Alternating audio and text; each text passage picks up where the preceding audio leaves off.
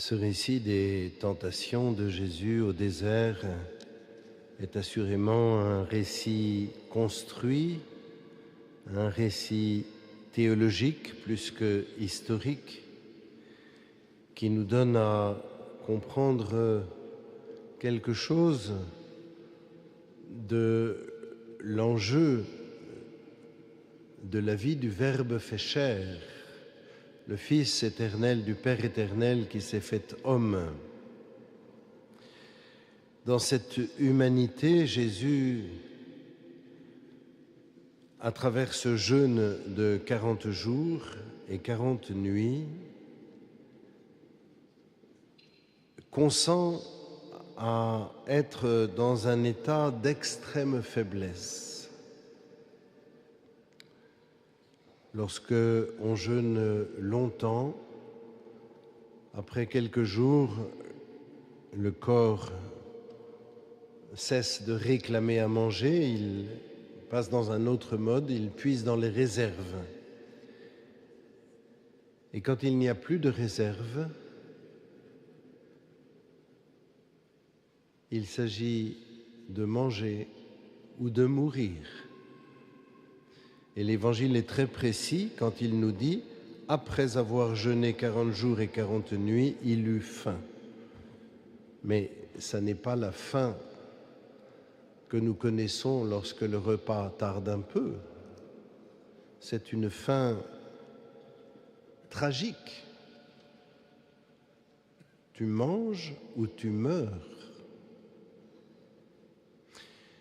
Comme si Jésus avait voulu se retrouver dans un état d'extrême faiblesse qui soit le plus proche possible de l'état de faiblesse de l'homme pécheur, lui qui est sans péché. Et comme toujours, le diable s'attaque au point de faiblesse. Il ne va pas attaquer sur les points de force.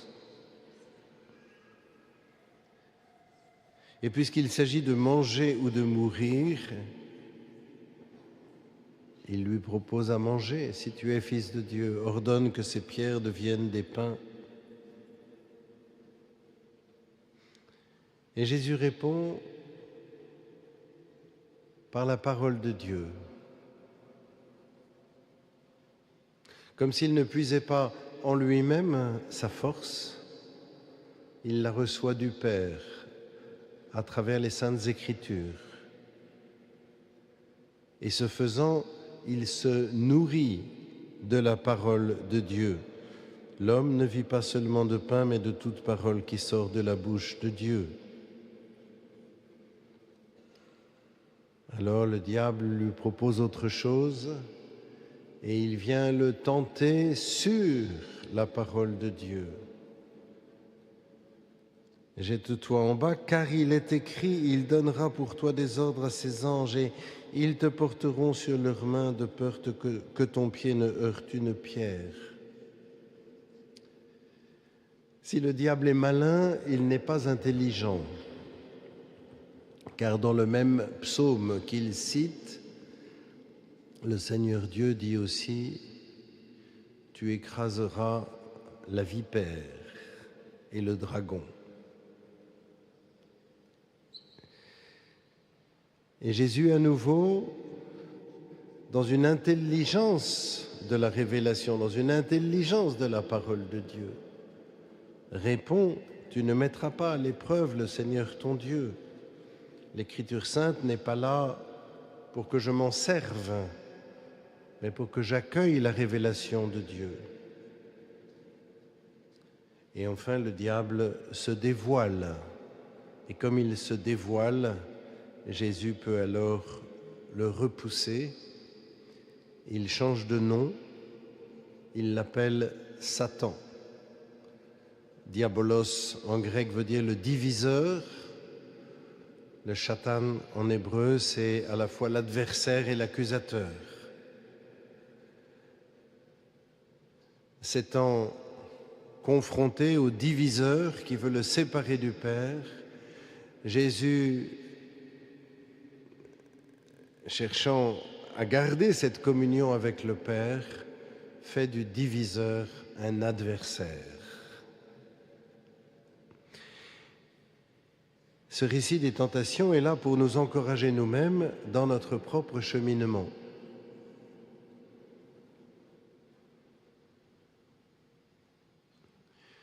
En français, nous avons plusieurs mots. Le mot tentation et le mot épreuve. Mais dans la langue grecque, dans laquelle nous avons reçu les écrits du Nouveau Testament, il y a un seul mot que l'on traduit parfois épreuve, parfois tentation.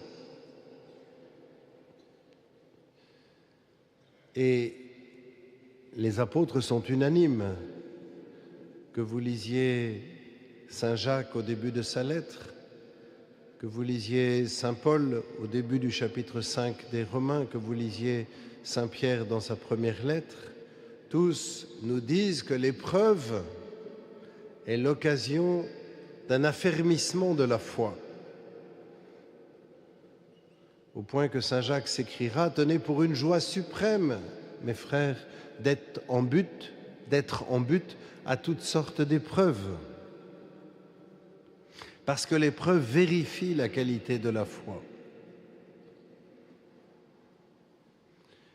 N'ayons pas peur des tentations. N'ayons pas peur des épreuves de notre vie.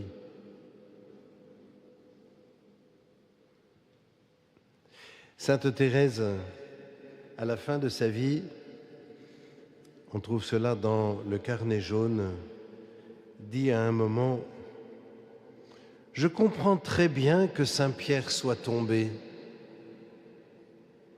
Ce pauvre Saint Pierre, il s'appuyait sur lui-même au lieu de s'appuyer uniquement sur la force du bon Dieu. Je suis bien sûr que si Saint Pierre avait dit humblement à Jésus: « Accordez-moi, je vous en prie, la force de vous suivre jusqu'à la mort », il l'aurait eu aussitôt. Comment affrontons-nous dans notre vie les épreuves, les tentations?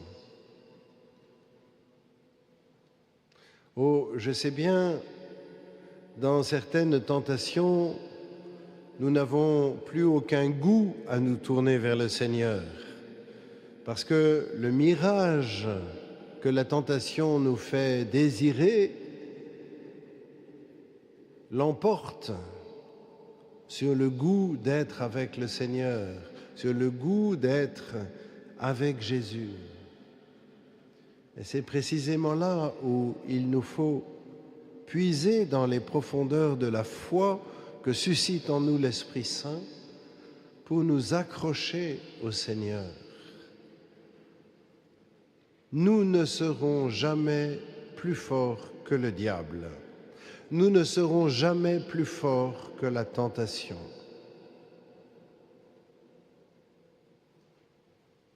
Celui qui a vaincu le diable, c'est Jésus. Celui qui peut nous rendre capables d'affronter la tentation en restant unis à Dieu, en résistant au mal et en choisissant le bien, c'est le Sauveur Jésus. Nous sommes tous descendants d'Adam. Nous sommes tous blessés par le péché. Et comme Paul nous l'a fait entendre, de même que par la désobéissance d'un seul être humain, la multitude a été rendue pécheresse, de même par l'obéissance d'un seul, la multitude sera-t-elle rendue juste. Il s'agit pour nous d'être avec cet unique, avec Jésus, qui nous rend justes de sa justice. Dans le temps du carême, les différentes attitudes spirituelles auxquelles nous sommes conviés, je repense à l'aumône, la prière et le jeûne que nous entendions mercredi, ces différentes attitudes sont là pour nourrir notre union au Seigneur, pour que nous soyons de plus en plus unis à Jésus. Dans la prière d'ouverture de la messe tout à l'heure, nous avons demandé la grâce de progresser dans l'intelligence du mystère du Christ et d'en chercher la réalisation de ce mystère par une vie qui lui corresponde. L'enjeu du carême, c'est de connaître de plus en plus intimement Jésus, d'être de plus en plus intimement unis à lui, et que notre vie se laisse transformer par cette union à Jésus. Ne l'oublions pas. Dans tous les, entre guillemets, efforts de carême que nous voulons faire, le but, c'est que nous soyons plus intimes avec Jésus. C'est que cela nous fasse progresser dans la connaissance intérieure de Jésus. C'est que nous soyons plus unis à Jésus. Il n'y a au fond rien d'autre qui compte. Et comment pourrons-nous vérifier que cette union plus intime avec Jésus est réelle dans notre vie? Il y a un unique critère. Est-ce que notre charité pour nos frères grandit? Si je deviens plus patient, si je deviens plus doux, non pas de manière magique, mais en m'y efforçant, si je deviens plus serviable,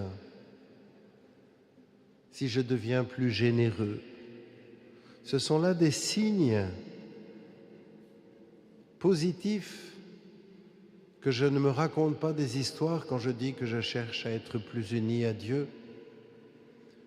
Mais si je demeure irascible, impatient, méprisant des autres, etc., je suis certain que tous les efforts que je peux faire ne sont pas les bons. Le seul critère, c'est celui de la charité. Cette charité qui est dans le cœur du Christ et qui est répandue dans nos cœurs par l'Esprit Saint. Demandons vraiment la grâce en célébrant cette Eucharistie du premier dimanche de Carême, de savoir nous laisser unir de plus en plus à Jésus, notre Sauveur. Amen.